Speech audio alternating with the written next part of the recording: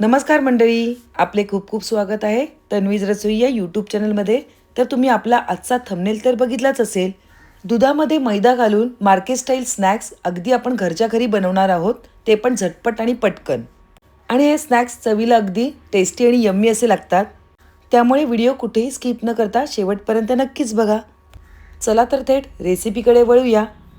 तर सुरुवातीला आपल्याला 1 कप एवढा मैदा घ्यायचा आहे. आणि मैद्यामध्ये काय कचरा वगैरे असेल यासाठी आपण व्यवस्थित असा चाळून घेऊया. स्नॅक्स बोलले की मुलांना खरंच खूपच आवडतात आणि ते घरातले असले तर अगदी आवडीने आवर्जून खातात. त्यामुळे आज आपण येथे मार्केट स्टाईल स्नॅक्स घरच्या घरी बनवणार आहोत. आता मैदा चाळून झाल्यानंतर आपण गॅसवर एक पॅन ठेवून घ्यायचं आहे आणि त्यामध्ये 1 कप एवढं दूध घालून घ्यायचं आहे. आपण जेवढा मैदा घेणार आहोत तेवढंच आपल्याला या ठिकाणी दूध घ्यायचं आहे.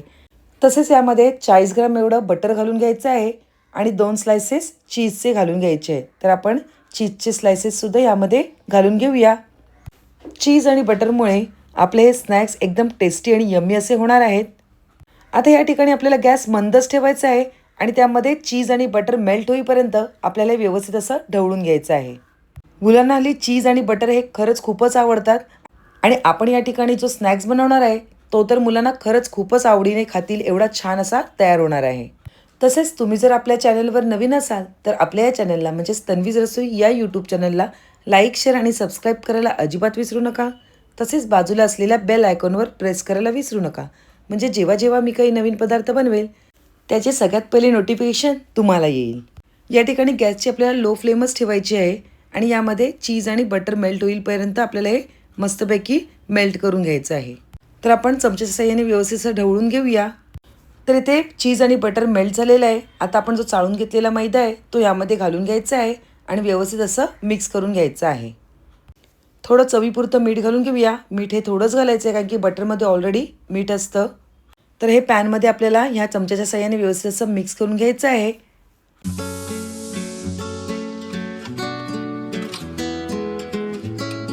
आता हे मिक्स केलेलं सगळं बॅटर आपल्याला परातीमध्ये घ्यायचं आहे आणि त्याचा मस्तपैकी गोळा तयार करून घ्यायचा आहे.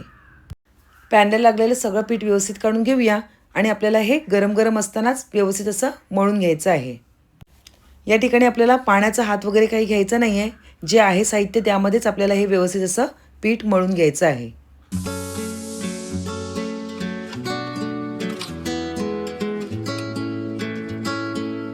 तर इथे पाणी आणि काहीही न घेता आपला पिठाचा गोळा म्हणजेच मैद्याचा गोळा व्यवस्थित असा तयार झालेला आहे. आता हे तयार झालेला मैद्याचा गोळा आहे तो आपल्याला 10 ते 15 मिनटं झाकून ठेवायचा आहे आणि 10 ते 15 मिनटानंतर पुन्हा हा गोळा व्यवस्थित मळून घ्यायचा आहे. तसेच मळून झाल्यानंतर आपल्याला ह्याचे 3 गोळे करून घ्यायचे आहेत. तर या मळलेल्या मैद्याचे आपण 3 व्यवस्थित असे गोळे करून घेऊया आणि आपल्याला हे लाटून घ्यायचे आहेत. तर हे गोळे आपण पोळपाटावर व्यवस्थित आपली पोळी ज्याप्रमाणे लाटतो त्याप्रमाणे लाटून घ्यायचे आहेत. मैदा अगदी सॉफ्ट झाल्यामुळे ते सहजच लाटता येत आहेत आणि अलगद हाताने आपल्याला लाटता येत आहेत. आपल्याला गरज वाटल्यास ह्या ठिकाणी आपल्याला मैदा थोडासा लाटताना घेतला तरी चालणार आहे. तर इथे आपली पोळी लाटून झालेली आहे. अजून थोडीशी कडेने व्यवस्थित अशी लाटून घेऊया आणि पोळी लाटून झाल्यानंतर आपल्याला सुरीच्या साहाय्याने ह्याचे कॉर्नर्स कापून घ्यायचे आहेत. तर इथे सुरीच्या साहाय्याने आपण सर्व कॉर्नर्स कट करून घेऊया. चारी बाजूने कॉर्नर कट करून झाल्यानंतर आपल्याला याचे बारीक बारीक असे चौकोन करून घ्यायचे आहेत. तर आपण ते छोटे छोटे चौकोन सुरीच्या साहाय्याने व्यवस्थित असे कापून घेऊया. जसे मार्केटमध्ये चिझलिंग्स भेटतात ना चौकोनी, त्याप्रमाणे आपल्याला याचा शेप कट करून घ्यायचा आहे. तर या ठिकाणी आपण जो स्नॅक्स बनवणार आहोत त्याचे नाव आहे चिझलिंग. तर हे चिझलिंग आपण घरगुती पद्धतीने अगदी सगळं स्वच्छतेची काळजी घेऊन येथे तयार करणार आहोत आणि खरंच टेस्टी, अमेझिंग, यम्मी असे हे चिझलिंग घरच्या घरी तयार होतात. आणि खरंच करायला वेळसुद्धा लागत नाही. अगदी झटपट आणि पटकन असे हे चिझलिंग घरच्या घरी तयार होतात. तर नक्कीच तुम्हीसुद्धा तुमच्या घरी अशा प्रकारे चिझलिंग ट्राय करा. नक्कीच तुमच्या मुलांनासुद्धा हे चिझलिंग आवडणार आहेत. तर या ठिकाणी आपले सगळे चिझलिंग कापून झालेले आहेत. आता आपण हे थोडेफार असे मोकळे करून घेऊया आणि एका प्लेटमध्ये काढून घेऊया. त्या ठिकाणी आपण प्लेटमध्ये चिझलिंग काढून घेतलेले आहेत. काही चिटकलेले असतील ते आपण हाताच्या साहाय्याने वेगवेगळे करून घेऊया. आणि तसेच गॅसवर एका बाजूला मी पॅन ठेवलेला आणि पॅनमध्ये अगोदरच तेल गरम करत ठेवलेले. तेल व्यवस्थित गरम झाले की नाही हे चेक केल्यानंतर आपण जे तयार केलेले चिझलिंग आहेत हे यामध्ये घालून घेऊया आणि व्यवस्थित असे तळून घेऊया. तसेच चिझलिंग तळण्यासाठी येथे आपल्याला पसरट भांडं घ्यायचं आहे. ज्याच्यामुळे चिझलिंग सगळ्या बाजूने व्यवस्थित असे फ्राय होतील. चिझलिंग तेलामध्ये घातल्या घातल्या लगेचच आपल्याला या ठिकाणी झारा घालायचा नाही. फक्त वरचे जे चिझलिंग आहे ते स्प्रेड करून घ्यायचे आहेत आणि थोड्या वेळाने आपल्याला हे व्यवस्थित असे पलटून घ्यायचे आहेत. खरंच बघितलं ना, अजिबात वेळसुद्धा लागला नाही हे चिझलिंग करायला. अगदी पटकन आणि झटपट येथे आपले चिझलिंग तयार झालेले आहेत. हे चिझलिंग तळून घेताना फक्त आपल्याला मीडियम टू लो फ्लेमवर असे तळून घ्यायचे आहेत. त्यामुळे सगळ्या बाजूने हे चिझलिंग व्यवस्थित असे तळले जातील आणि क्रिस्पी लागतील. 1 ते 2 मिनिटांनी आपल्याला हे सगळे चिझलिंग व्यवस्थित असे आलटून पालटून तळून घ्यायचे आहेत. हलकासर ब्राऊन रंग येईपर्यंत आपल्याला हे चिझलिंग असेच पलटत राहायचे आहेत आणि तळून घ्यायचे आहेत.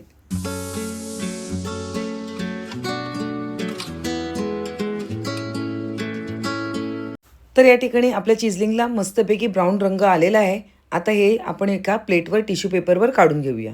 तर येथे आपली पहिली बॅच मस्तपैकी तळून झालेली आहे. तर अशा प्रकारे आपल्याला दुसरा सुद्धा चिझलिंगचा राऊंड करून घ्यायचा आहे. त्यासाठी मी पोळी लाटलेली आहे. आता या ठिकाणी मी सुरीचा वापर न करता माझ्याकडे पिझ्झा कटर होता त्याचा उपयोग केलेला आहे आणि त्याच्या सहाय्याने मी मस्तपैकी चिझलिंग बारीक असे कट करून घेतलेले आहेत. सुरीच्या सहाय्याने सुद्धा तुम्ही चिझलिंग असे कट करू शकता, पण माझ्याकडे येथे पिझ्झा कटर असल्यामुळे मी याचे कटिंग पिझ्झा कटरने केले आहे आणि ते अगदी पटकन असे पण झालेले आहेत. कटिंग करून घेतलेले चिझलिंग आता पुन्हा आपण एका प्लेटमध्ये काढून घेऊया आणि आपण ते तेलामध्ये तळून घेऊया. पहिल्या बॅचप्रमाणेच आपल्याला हे चिझलिंग पुन्हा व्यवस्थित असे तळून घ्यायचे आहेत.